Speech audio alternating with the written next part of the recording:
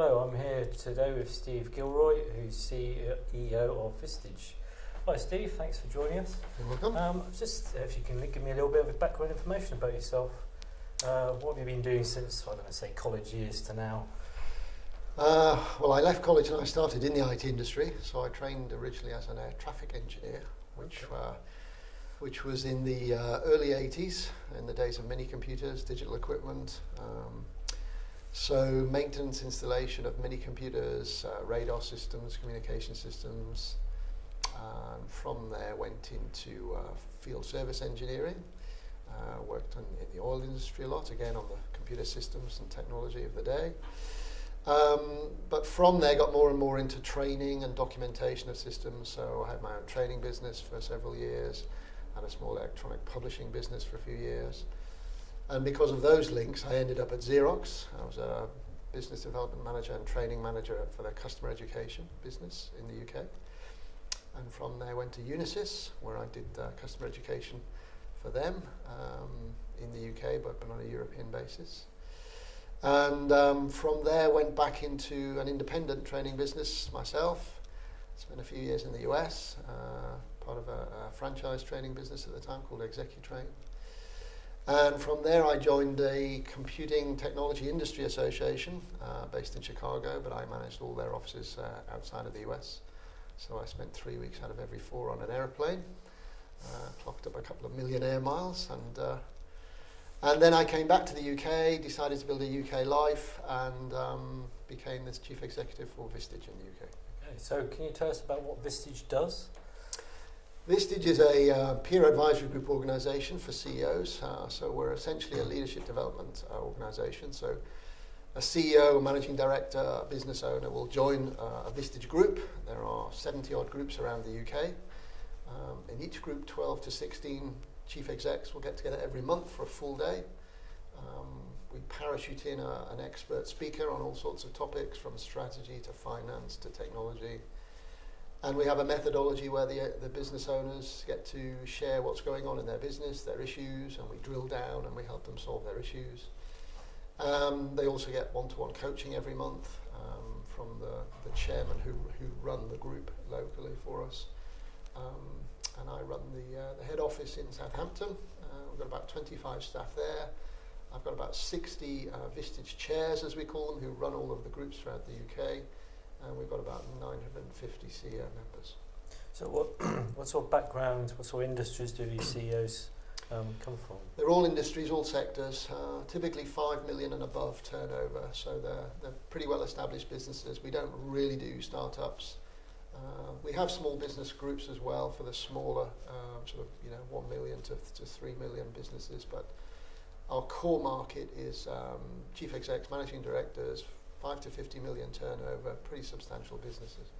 So this CEO mentoring, if you'd like to kind of call it, is there a lot of demand for that sort of thing? And what's the sort of feedback been so far? Well, it's increasing demand.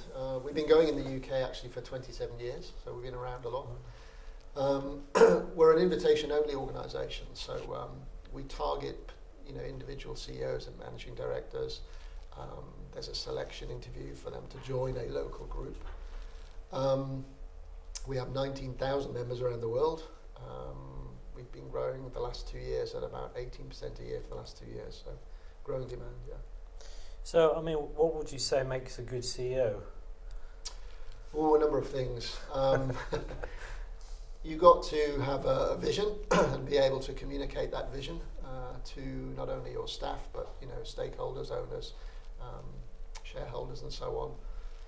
You've got to be a good communicator. These days that means several things, whether that's presenting on stage, speaking at a staff meeting, writing reports and memos and so on, social media. You've got to be an all-rounder really at communicating. You've got to love what you do. It comes through very quickly if you're not genuine, if you're not authentic. So you have to actually enjoy what you do and actually want to do it. You've got to be pretty agile. The days of having a 5-year plan have just gone. So although you've got to have a plan and you've got to be able to execute that well, you've also got to be very adaptable and be able to switch fairly quickly. So what would you say are the main 2 or 3 problems which CEOs come to you and say, oh, this is really getting to me. What should I do? What would you say are the most common questions they ask you? Well, there are common questions. There are a lot of issues. Obviously with 900 odd CEO members in the UK, common things come up all the time. A big one over the past 2 years and growing is, finding good staff, finding talent. In all job roles, at all levels, it's an issue. You can teach, business owners, CEOs how to be better at recruiting, how to attract grade A talent and so on, but it remains a big issue. Staff issues, talent issues, are always a big part of any organisation, part of the role of a leader. I think also communicating, status again, progress, the long-term vision. That's always a challenge actually, because things change very quickly these days. People, organisations are under a lot of pressure to deliver or to report or to do the right thing. And that can be quite challenging when you're trying to do business as usual and keep the lights on and so on.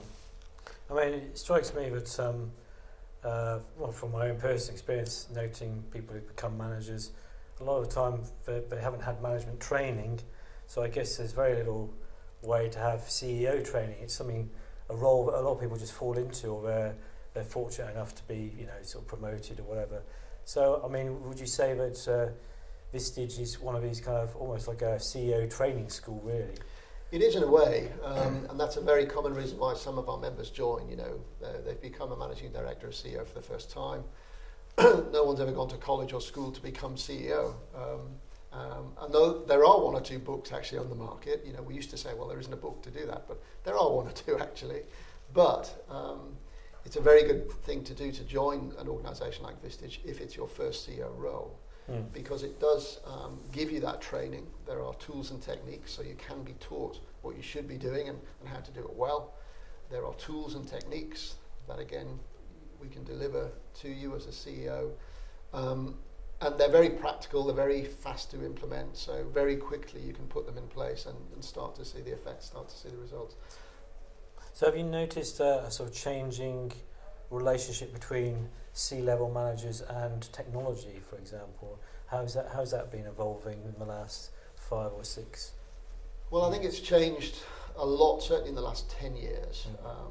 Several things. The pace of change, the sort of shelf life of a system or a piece of technology is a lot shorter now. We're moving very much from a capital expenditure model to more of an operational expenditure model. So, it's less and less about buying big systems that sit in an IT room or server room with a whole team of people around, and it's more about finding smaller, agile solutions and almost pay by the week, if you like. There's an awful lot of that going on. It's about systems having to earn their keep a lot faster than perhaps they had in the old days, or again 5 or 10 years ago. And there are just a lot more solutions now. Mobile, bring your own device. Security is much more of an issue. Data is much more of an issue. So while there are a lot of great new things you can do, a lot of fantastic new opportunities that enable different ways of doing business, fantastic, there are also a whole set of challenges they bring with them. Well, you mentioned about developing technologies and about not having to, buy and kind of work on data centers yourself, because you can put a lot of data out of the cloud or in the cloud. You recently did a survey of your members about cloud. What were the top findings of that survey? Well, I think 50 to 60% of our members are using the cloud in some way, and that can range from a small step into software as a service. They've bought a cloud-based application and they're paying for it for 10 or 20 users and so on, to businesses that are moving their entire infrastructure over to the cloud, and businesses that are starting up new businesses based on the cloud. So it does vary. And I think, we're seeing a lot of learning going on. CEOs or business owners, their day job is having a successful business. Their day job is not to become an IT expert. And so they're having to grasp with a pace of change that perhaps they've not seen before. It's much, much faster. On the one hand, they're being told when they read the press and read stuff on the internet that all this new stuff is available and it's very low cost and it's very fast and very agile, which it is. But in some cases, their IT teams are also giving them a word of caution and say, well, it's there are all of these issues as well, and so on. So a lot of CEOs find it difficult to know which course to steer and who to believe, to be honest. And what we do is encourage them to just test things, to try things in small steps. The great thing about cloud is there are a lot of things you can try without betting the farm. So you can take a few risks, try a few things, and find out very quickly whether they work for you or not.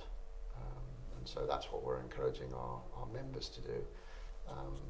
And certainly the recent survey would indicate that more of them are now taking these risks and trying these things. You going back to business challenges, you mentioned that a lot of your CEOs are kind of losing sleep about kind of retaining or gaining good staff. Is that one of the main challenges facing all businesses across the board at the moment? Oh, absolutely, all sectors. The economy is not just more stable, but it's growing again in the UK, and we've seen that for the past 2.5 years. So the confidence is very high and increasing, which is great. They've changed, in many cases, the way they do business. A lot of lessons were learned from 2009 to sort of 2011. So the savvy businesses re-engineered a little bit, changed the way they did things. So they realised, it's not going to go back to what it was. It is different. The landscape is different. The way you do business is different. But now that they've got that in place and they're pretty efficient, they're pretty good at what they do, they now need more staff because they are winning more business. They are growing generally across all sectors.